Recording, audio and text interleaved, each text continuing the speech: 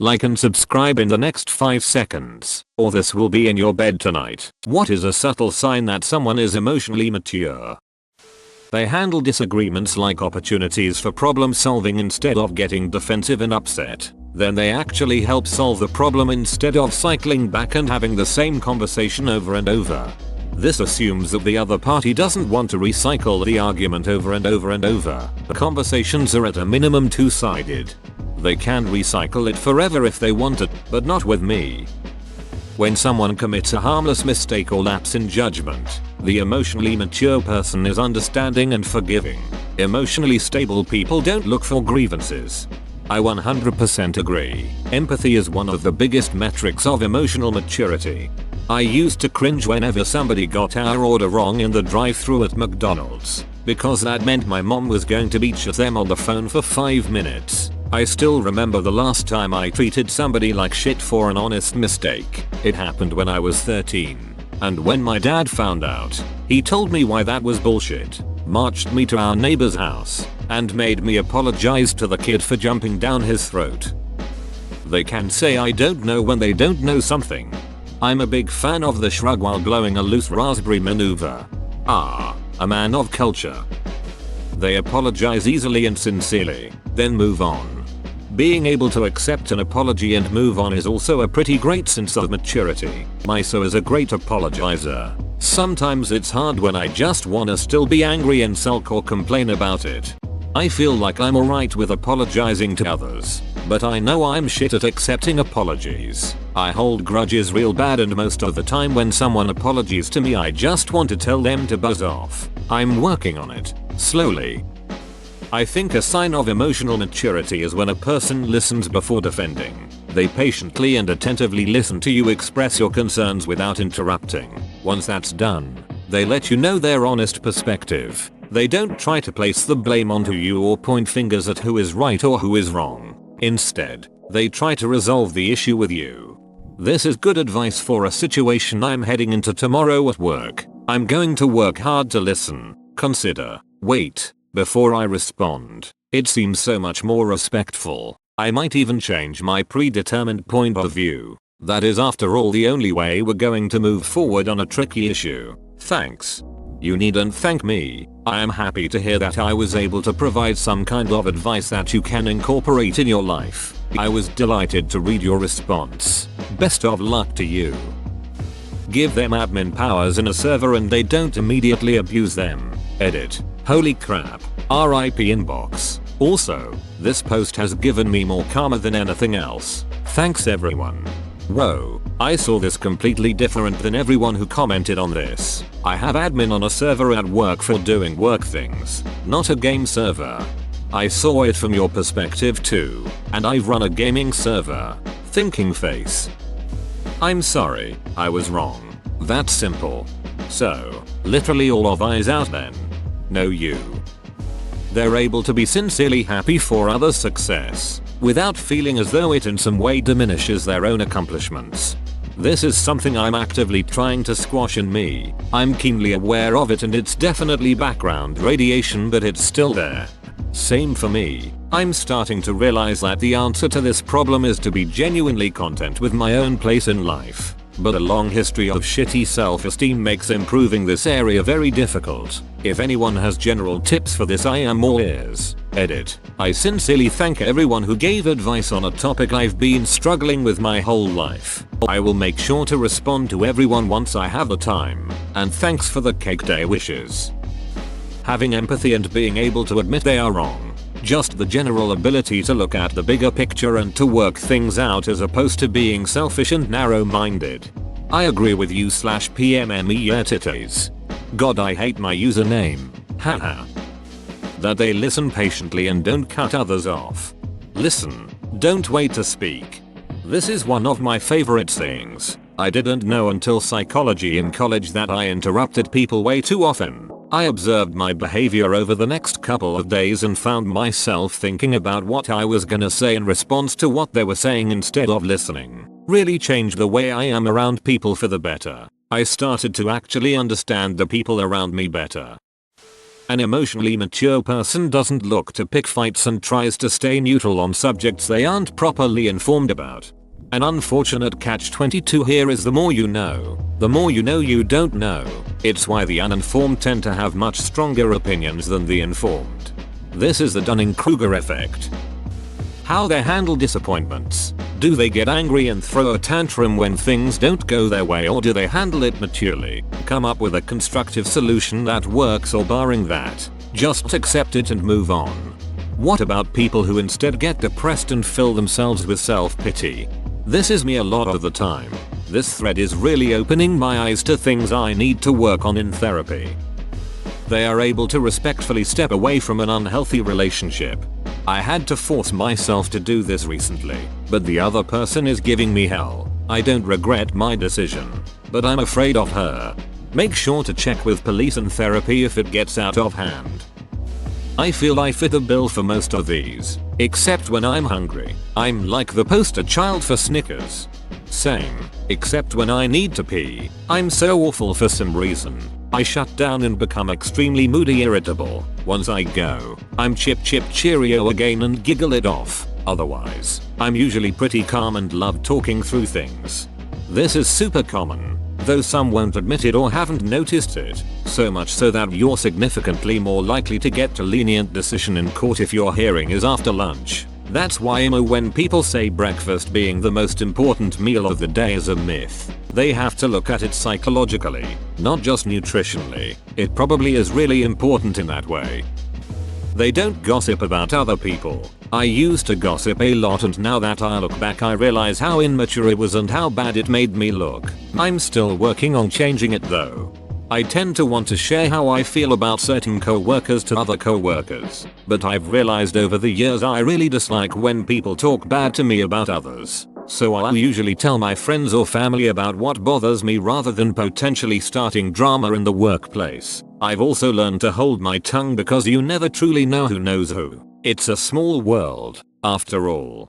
In addition to avoiding smack talking someone with a potential friend of theirs, I'd like to add this. When you tarnish someone's reputation, they have less incentive to improve their act. Why try when everyone's opinion of you is already trash? I had a very important group project my senior year of college, and because I was too polite to say no, I got stuck with a guy no one else wanted due to the poor reputation for his abilities. Rather than be like, ugh, he has hardly contributed, I started building up his reputation with phrases like, actually, he's had some great ideas. I really look forward to what he has to bring.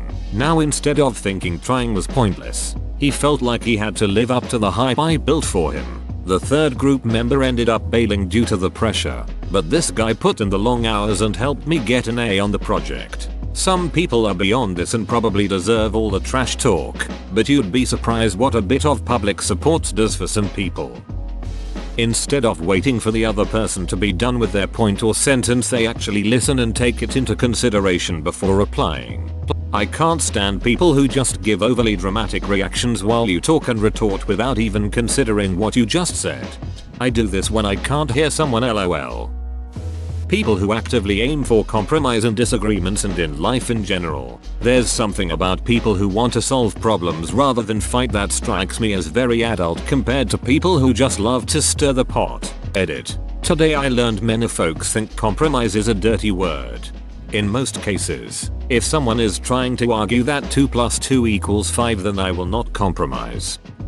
Someone who keeps their cool when something goes wrong. They might exist, but I've never met a bad-tempered person who was also emotionally mature. One of the best things my mom taught me was minor on the minors and major on the majors. So if something is small, then don't let it get to you. If something is a big problem, then you can deal with it accordingly. Might not be totally related, but it made me think of it. My mom used to tell me fix things first, cry later, which was very useful in the sense that once I'd fixed it I didn't want to cry, maybe because I was crying while fixing it. Not screaming at the top of their lungs. This is why I can't take my 11-month-old seriously. He's always screaming and raising his voice. He has a lot of growing up to do. Sit him down and have a conversation. That's maturity right there. Resolving problems in a rational manner. Something along the lines of, Jerry, I know you're pissed about the growing wage gap. but you need to simply drink a warm cup of shut the duck up. I'm pretty sure you don't even earn a wage, dude. I'm learning a lot of good from these comments. I'm also learning that some adults in my life aren't as emotionally mature as I had thought. Most people stay infantilized in some dimension, a few in every. It's very hard to become independent, mature and capable in every situation, and to stay that way. Keeping your mouth shut and letting people reveal their own a-hole tendencies. I'm gonna pretend you left that last word off. That was creative. They never dismiss another's feelings, even if they don't agree with them, even if it's irrational. They're not going to say, well, that doesn't make sense, so you shouldn't feel that way. This has been a very difficult line for me to tread. I've had previous relationships that said things along the lines of, sometimes I realize after the fact that the way I acted in a situation was very irrational, which takes a whole lot of self-awareness and trust to admit, but later I'll be stuck in a scenario where I feel like they're acting very irrationally, and try to gently nudge them with, honey, do you think this might be one of those situations you mentioned? Which never goes well. I get it. To have your own rationality questioned is akin to gaslighting when you're in the moment. Later on she might say, okay, maybe I was being irrational about that, but bringing it up just made it worse. Which I understand and can totally see, but I'm still in a catch-22 situation while it's happening. Saying something makes it worse, and sometimes not saying anything at all is also just as bad. It feels like a form of torture. I think this is particularly difficult for women because there's a stereotype that women are irrational and emotional, and it's often used to undermine or dismiss them. Women go through life second guessing their own emotions, and having someone else question them, especially someone they trust, can make the self-doubt worse. I've noticed that when men behave in similar ways they're rarely described using the same language. They're not irrational or emotional, they're angry or violent or resistant. The legitimacy of what they're feeling isn't questioned, and their behavior is less likely to be dismissed, perhaps because it's more often read as dangerous or threatening. I don't really have a point here, just maybe that I think calling people irrational isn't really helpful. Whatever they're doing might not be rational to you, but it is to them at that moment in time. In a relationship, when they come to you and clearly say what needs to be said as opposed to being silent and answering with nothing when being asked if something is wrong. This way you can fix issues early on and it's liberating for both people since they don't have to guess each other's emotions. A lot of people here are mentioning apologizing, admitting fault, etc., which is obviously a very good point to consider. The flip side to that is someone who is willing to stand their ground when necessary. A lot of emotionally immature people will agree to anything and everything in the hopes that everyone will like them. This is, of course, not possible, and in doing so they often overpromise things, or end up split between conflicting people or priorities. It's important to be able to know when a choice has to be made, and when you won't be able to please everyone. They can pick a restaurant within 5 minutes.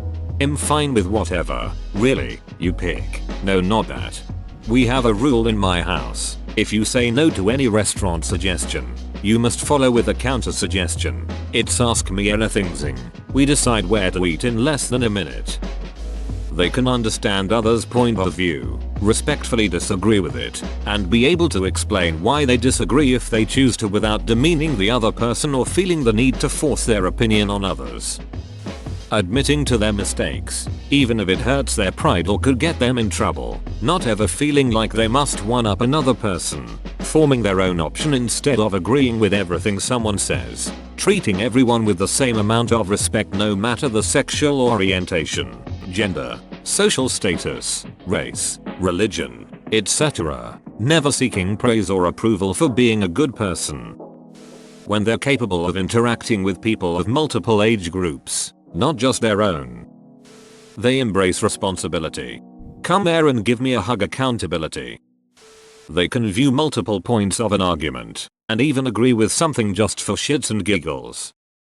A lot of signs of emotional maturity are subtle because it's often more about what a person doesn't do than what they actively do. For example, you don't necessarily notice emotional maturity because the emotionally mature person is the one who responds to a situation constructively, proportionately and appropriately for the context, essentially acting as you would expect a reasonable, mature adult to act in the same circumstances. You do however notice the emotionally immature person because they're the ones who overreact, or in some cases underreact, and whose response is not appropriate or constructive in the circumstances. Their priorities are long term. They put effort into maintaining healthy relationships. They don't blow their whole paycheck on eating out or junk they don't need unless they can afford it. They water their plants and they don't watch the next episode of Game of Thrones without their significant other. And they don't watch the next episode of Game of Thrones without their significant other. I concur. In college we were on a trip with a bunch of friends and conversation turned to joking about how if there weren't enough beds no one wanted to bunk with the horny gay friend. Gay friend was playing along but probably hurt underneath it. One guy piped up and volunteered to bunk with gay friend and then changed the topic. I married that guy. They don't look down on or are angered by things that are seen as non-conventional or don't fit the societal mold. That's not for me and I think that's super weird, but you do you fam attitude is something I see a lot more in older folks, even some conservatives, a lot more than I see it in teenagers or kids. Furries, people with racy body mods, guys liking feminine things, etc. Things like that. Immature people see deviations from the norm and get excited they may have found another subset of humans they can feel superior to. Someone who can look a friend in the face and say, dude, that was a shitty thing to do without fear of not being liked because they are comfortable with their place in the world. They do not easily take offense. For example, if they find out they weren't invited to a party they will attribute it to the person forgetting versus having a personal vendetta against them. Or even attribute it to the person not wanting them there. I think an emotionally mature person would be alright knowing that not everyone likes them, and it's okay. It's funny cause I'm emotionally mature, but sure as duck not stable. Of course you're stable. Self-awareness. Articulate, that is, clear expression, devoid of sound bites, doesn't cling to juvenile delusions, is at peace with the fact that the world is unfair. Making decisions based off what's rational and what they truly want, not just either or. They don't lose their ducking mind with fury if your political beliefs diverge from theirs by more than 2%. Thanks for watching. Be sure to like and subscribe for more interviews.